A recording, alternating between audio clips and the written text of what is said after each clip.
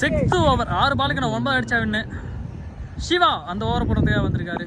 Gopal on strike first ball. So 2 ரன்னுக்கான கால் இருக்கு. லெக் சைடில் ஷாட் ஒழுங்காக படலை.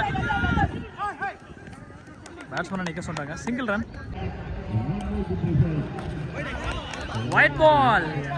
ஸோ 5க்கு 7ங்கிற ஒரு சுச்சுவேஷன். ஸோ பவுலர் எப்படி போடுறாங்கன்னு பார்ப்போம். பேட்ஸ்மேன் ஷாட்டுக்கு போவார்னு நினைக்கிறேன்.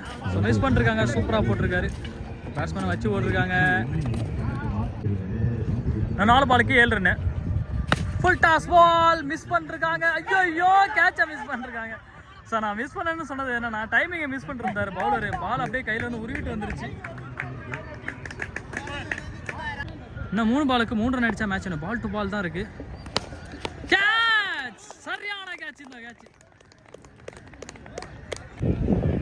2 பாலுக்கு 3 ரன். சிங்கிள் தான் ஆடணும் அப்படின்னு சொல்லி ஆடிருக்காங்க.